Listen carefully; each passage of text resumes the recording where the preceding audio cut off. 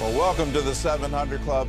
North Korea is threatening to detonate a hydrogen bomb over the Pacific Ocean. It's the latest escalation in the growing tension between the United States and North Korea.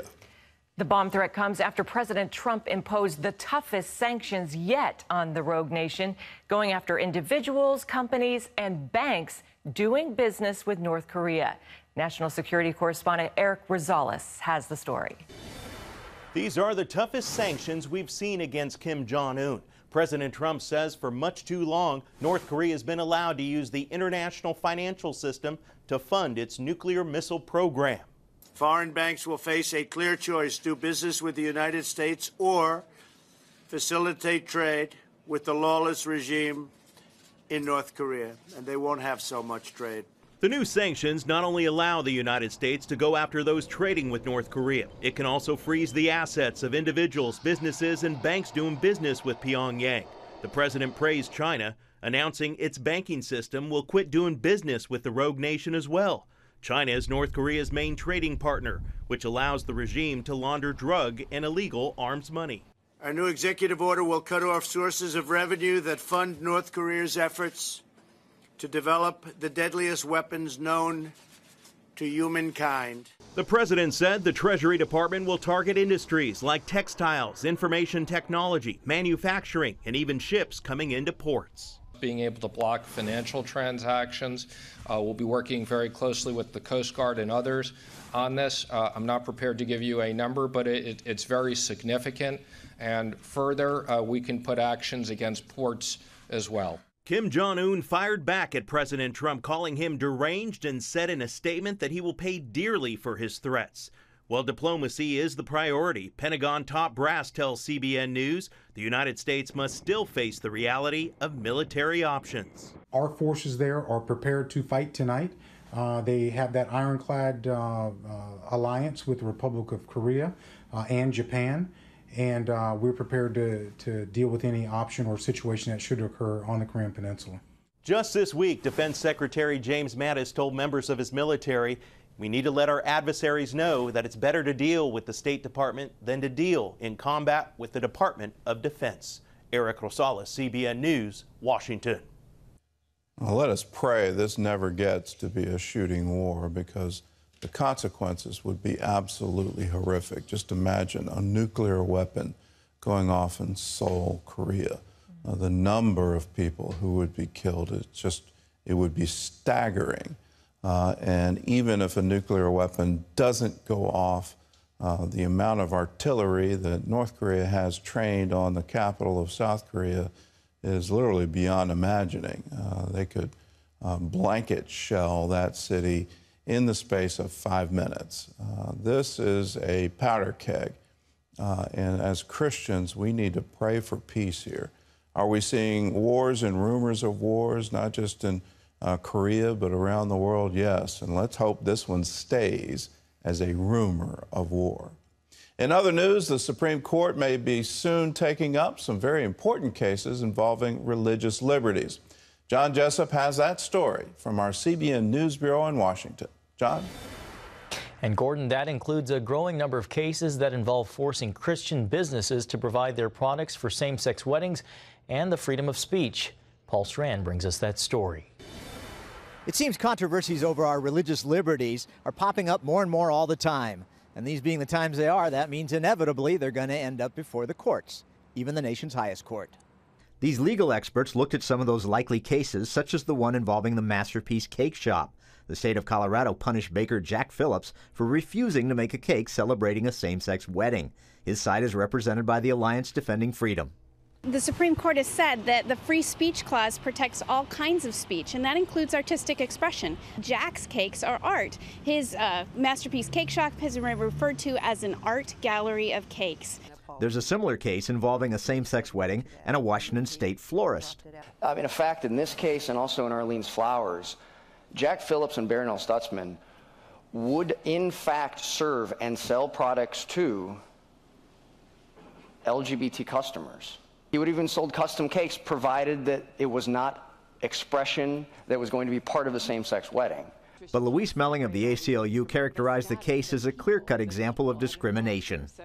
it's hard for me to understand how a same-sex wedding isn't about same-sex people, which is about sexual orientation. Are we, as a society, going to turn every observant Christian, Jew, Muslim into a member of the KKK?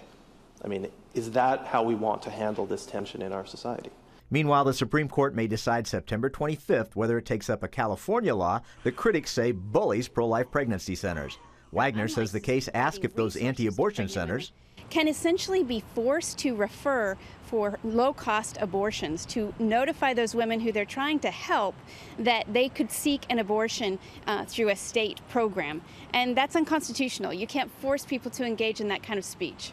Court watchers believe if the High Court takes the case, it could likely mean victory for the pro-life pregnancy centers because the justices often side with free speech. There are very stiff penalties that are in place under this California law, and we've seen other states, other courts that have struck down these kinds of laws, but California continues to persist in really trampling on the free speech rights of those who are involved in pro-life issues.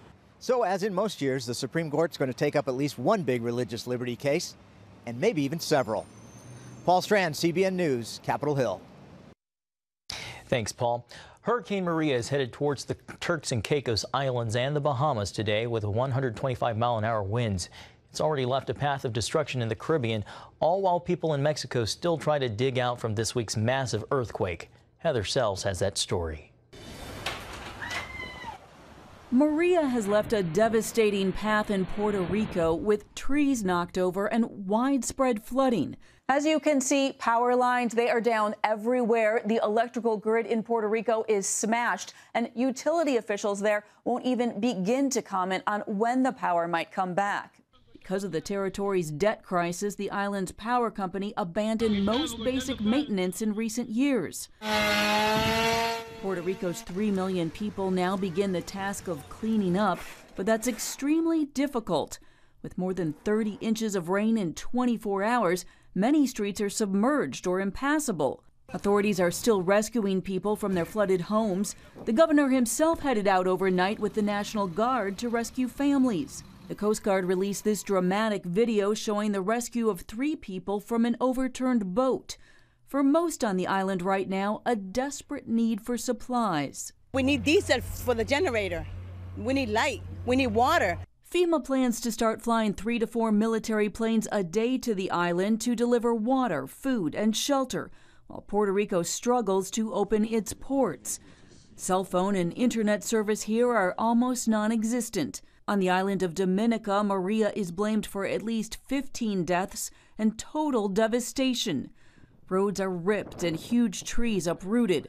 There's debris everywhere. The Prime Minister said it's a miracle there weren't hundreds of deaths and made an emotional plea for help. If anybody's listening to me, helicopter services are going to be critical to get the supplies to people. And recovery efforts are also underway in Mexico, 3 days after an earthquake rocked the area around the capital. 50 people have been rescued so far, including this woman. Firefighters eased her out of a hole in the ceiling. The death toll has climbed to above 270. What's agonizing for so many, waiting to find out if their loved ones are alive. This woman says, "I think that is what kills us the most, the desperation of not knowing." CBN's Operation Blessing is working at 4 different locations in the Puebla region. The needs are critical and basic. Water is needed, as is food. A mobile kitchen is serving 1,000 meals a day. Operation Blessing is also handing out hygiene supplies and sheltering those unable to stay in their homes. Operation Blessing's David Darg explains.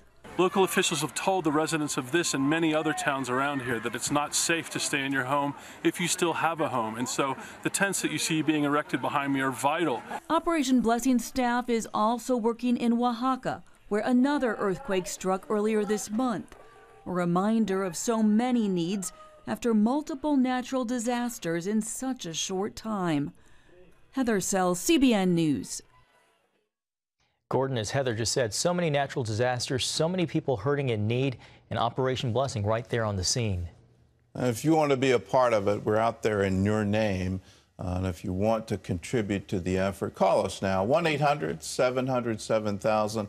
Just say, I want to give to the Operation Blessing Disaster Relief Fund. The address there, CBN Center, Virginia Beach, Virginia 23463, or you can go to cbn.com. But speed your gift. There's so many different areas we're working, whether that's in Texas for the still the recovery from that horrible hurricane, in Florida, now the earthquake in Mexico, now Maria hitting the islands in the Caribbean. We're getting stretched thin. We need help. So if you want to help those who need it most, join with us. 1-800-700-7000.